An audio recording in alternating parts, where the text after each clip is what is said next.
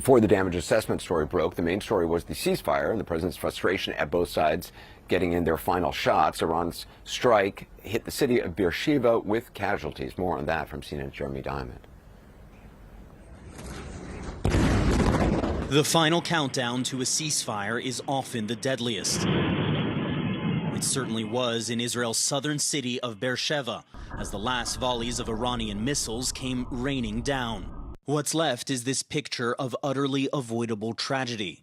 The final Israeli victims of this 12-day conflict: a graduating high school senior, her 18-year-old boyfriend, and his mother.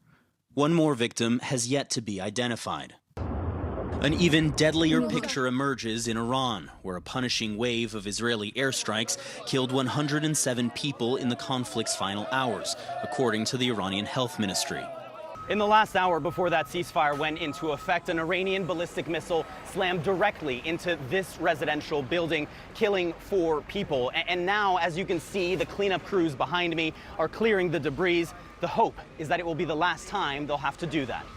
As Israel rushes back to normalcy amid a tenuous calm, the residents and rescue crews here are still taking stock of this final deadly strike. You see the big block? Right. This rescue worker arrived minutes after the missile struck. He is clearly still processing what he saw. What did you find in the shelter on the top floor? We found a woman that were not recognizable.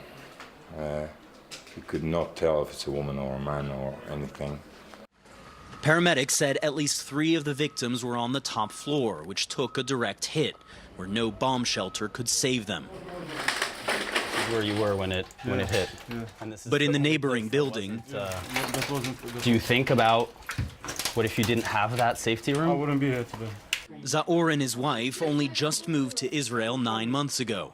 Their new apartment now wrecked. They have come back to gather what they can and start over. A few minutes later we walked out and we just followed this destruction. What went through your mind in that moment? God, not him, not for the safety room. None, my wife, kids, none of us be here today. That's the reality of our life here, but we're gonna rebuild. But if it were up to him, that rebuilding would not come without first avenging his neighbors' deaths. I want to see a response. Because we just lost 4 innocent lives over there, behind that building, for no reason. Children and elderly family. So I want to see a response from our Prime Minister. But after so much death and destruction in Israel and Iran, quiet prevails, at least for now. Jeremy Diamond, CNN, Beersheba, Israel. Imagine whether you live in Israel or Iran, you know there's a ceasefire that's been called. There's minutes or hours or seconds before the ceasefire takes effect, and your loved one gets killed.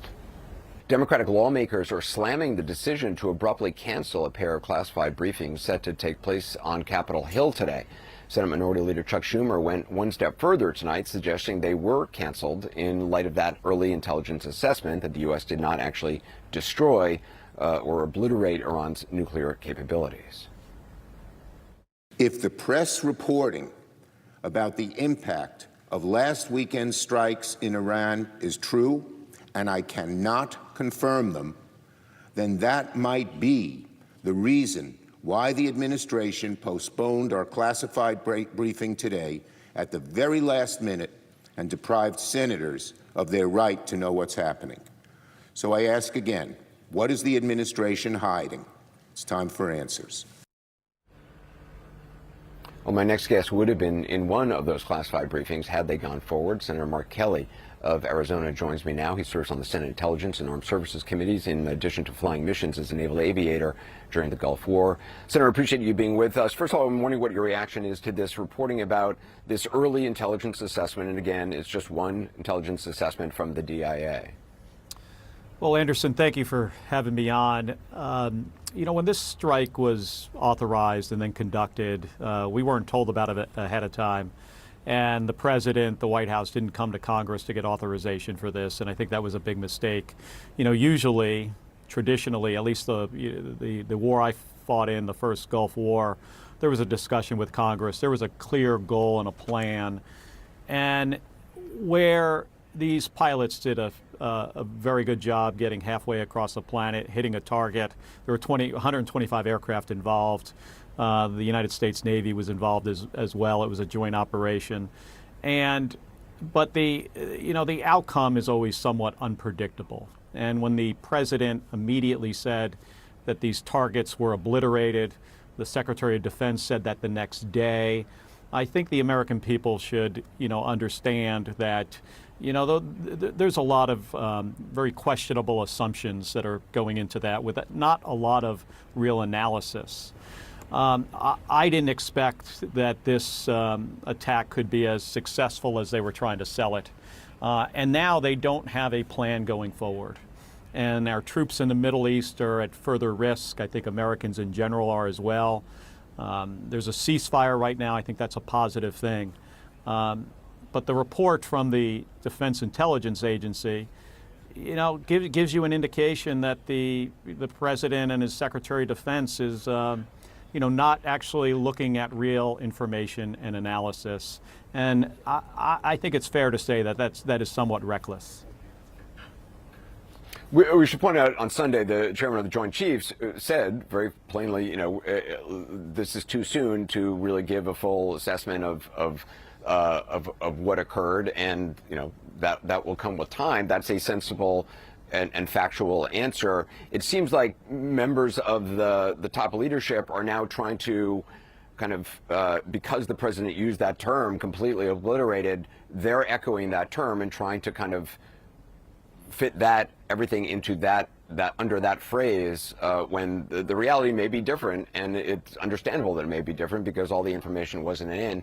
Do you agree with Minority Leader Schumer's suggestion that those classified briefings scheduled for Congress today may have been postponed because of this early intelligence assessment or the leaking of it?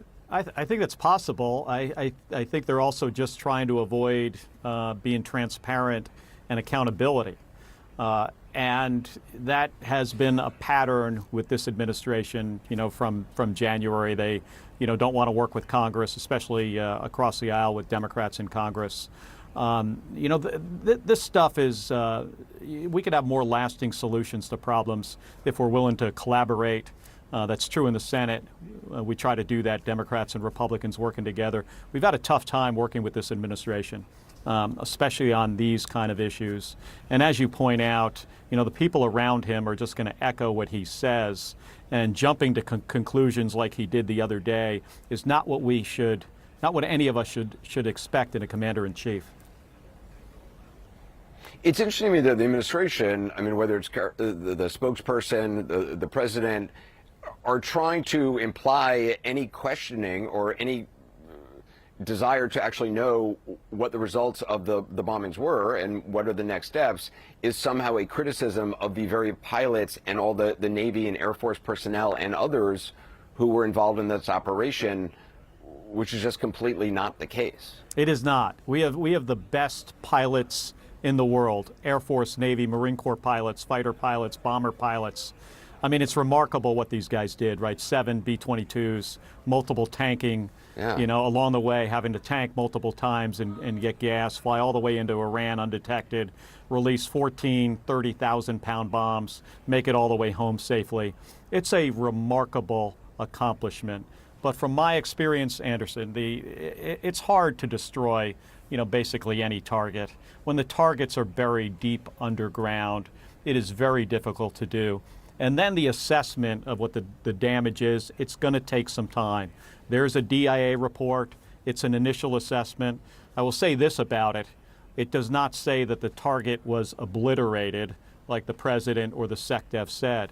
And we'll see these reports will be updated over time. What we should do is analyze this and then kind of fit this into a bigger plan of what do we do next. The big question I think we have out there is, what do the Iranians do? Do they now race to the development of a bomb?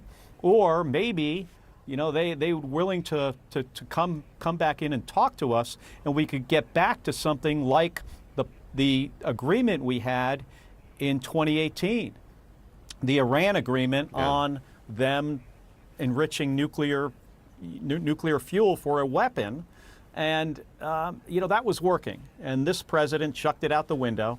And that's the reason we're in the situation we are today.